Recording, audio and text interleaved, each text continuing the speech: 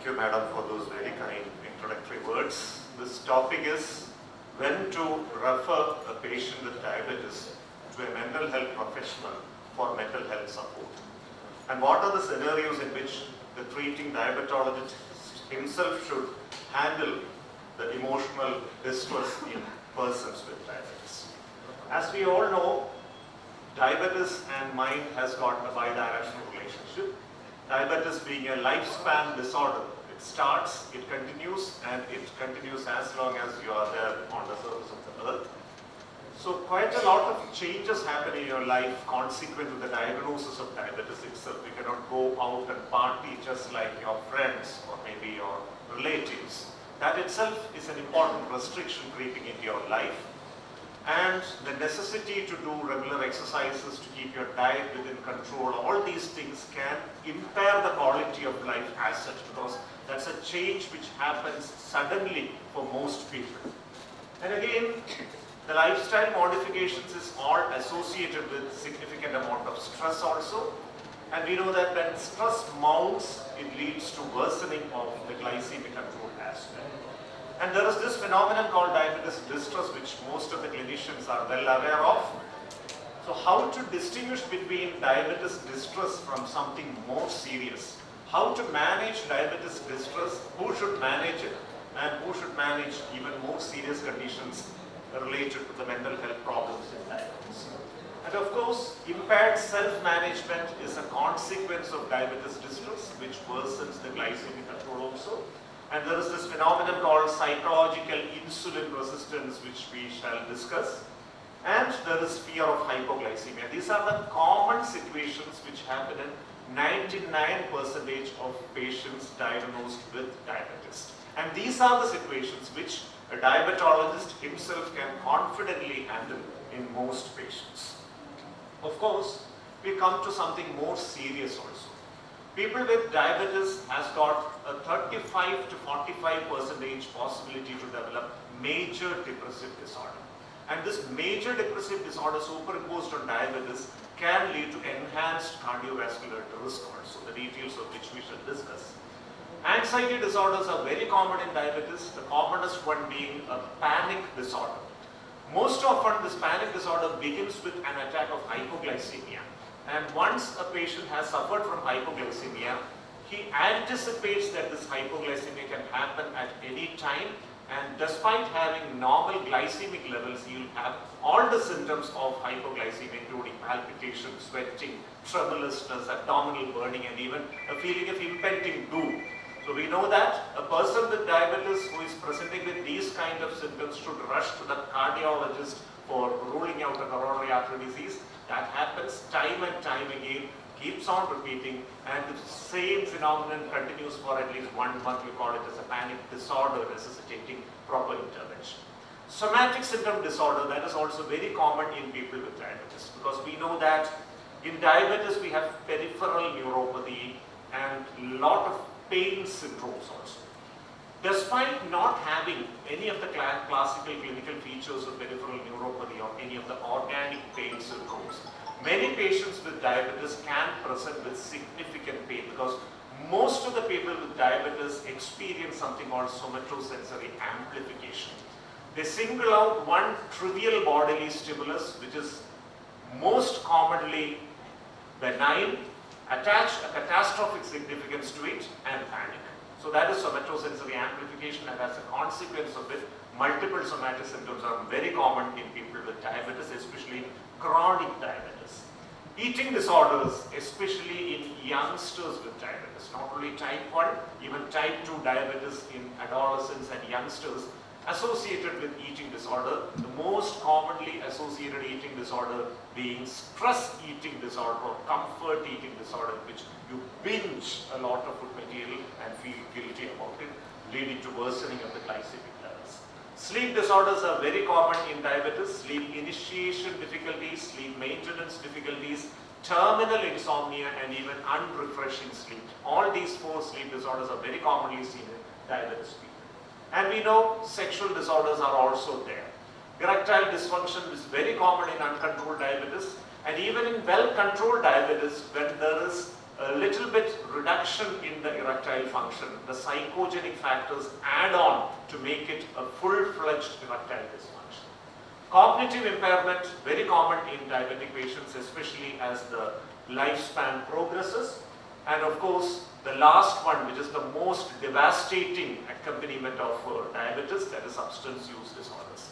Especially youngsters with diabetes, they use cannabis, they self-medicate with stimulants, they may use alcohol, they may resort to smoking, and all these complicates the psychological status as well as the physical condition.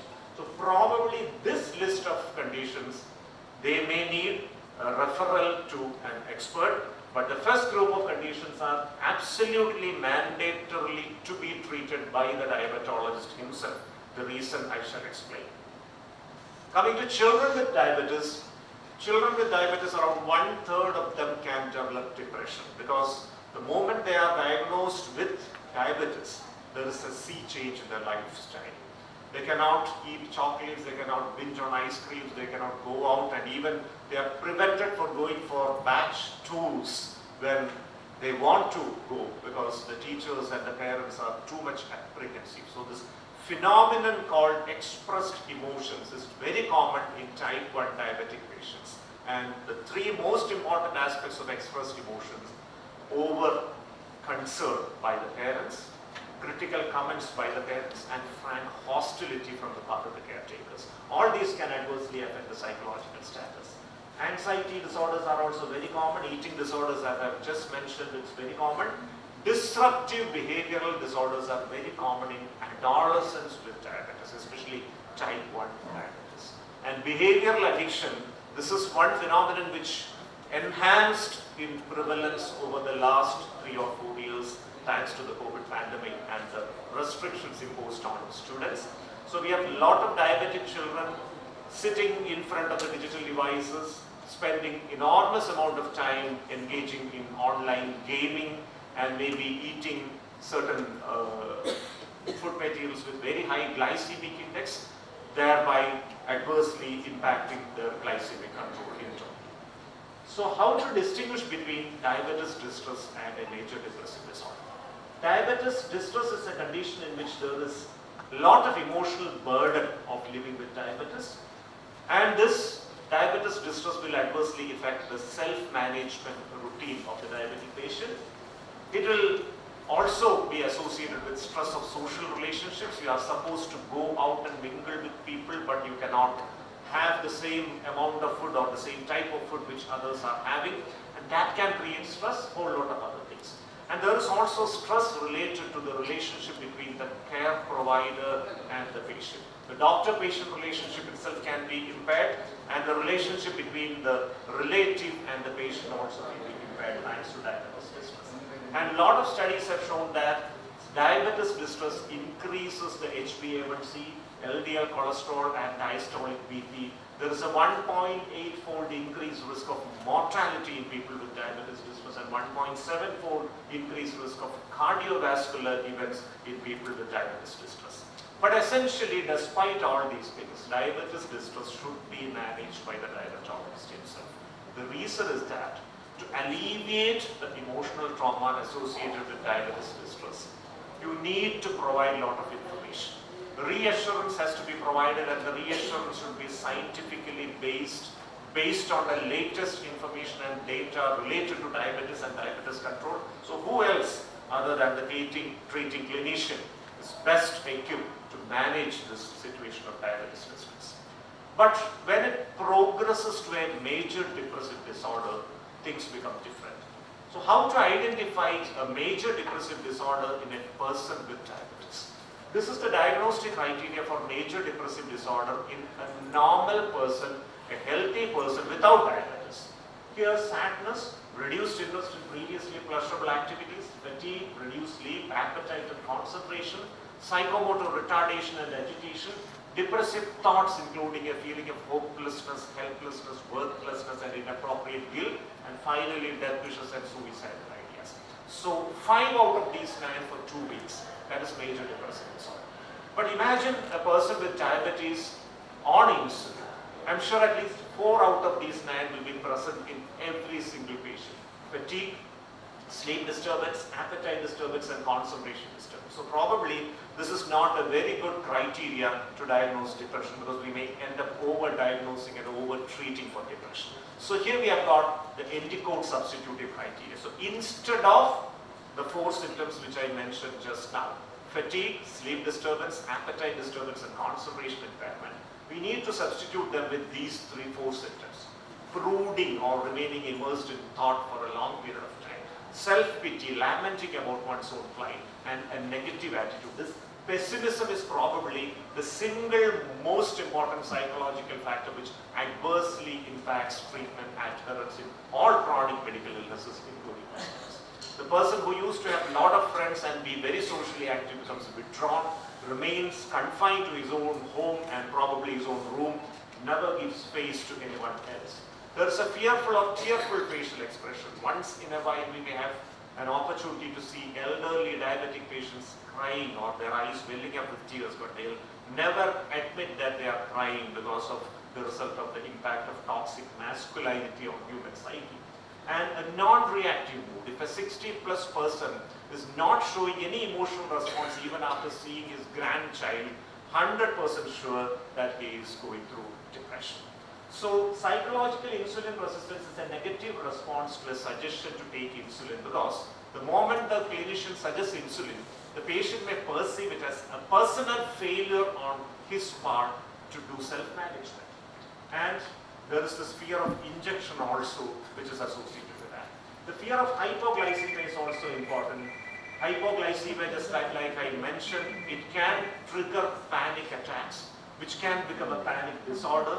It is followed by anticipatory anxiety, whether the hypoglycemia is going to recur again and again, and finally somatosensory amplification. So how to choose medicines in treating psychological problems in people with diabetes? 3 or 4 important things. Number 1 is drug interactions. You may have to give an antidepressant to a patient with diabetes. But remember, all antidepressants are not alike, especially selective serotonin reuptake inhibitors. Some SSRIs like fluoxetine have got a CYP interaction on 1A2 and 2D6 and 3A4. The result is they enhance the serum level of statins. So the level of statins will have to be reduced if co-prescribed with fluoxetine. Similar with the case of beta blockers also, they increase the serum level of beta blockers leading to bradycardia and hypotension. But there are some other drugs like escitalopram probably which does not have any kind of interaction in the CYP level, so can be safely combined with any drugs given for the medical condition. But of course, we should be aware of the possibility for hyponatremia with SSRIs. The adverse effects of the medications, the metabolic profile of the patient, and comorbidity are also things to be taken. So this is my final slide. So what are the situations where you need to refer a patient to a psychiatrist? If the patient has depression with suicidal thoughts, if a patient has got depression with delusions and hallucinations, because you prescribe an antipsychotic medication for a patient, imagine they land up in court for some reason, maybe as part of a divorce litigation, or maybe following a financial fraud or something, and you may be called to the court to give an opinion, and it can create uncomfortable situations. Depression with catatonia, another very important serious condition, because catatonia is a psychiatric emergency. If there is a history of bipolar disorder, don't start antidepressant, better to refer, because antidepressants can produce manic switch. If there is schizophrenia, delusional disorder, or any other forms of psychosis, better to refer. If there is comorbid substance use disorder in the patient, better to refer. If there is behavioral addiction which is not amenable to lay counseling, better to refer. And if there are eating disorders also, better to refer to a mental health professional. Other than these situations, most of the other things can be managed by the diabetologist himself. Thank you very much for your very patience.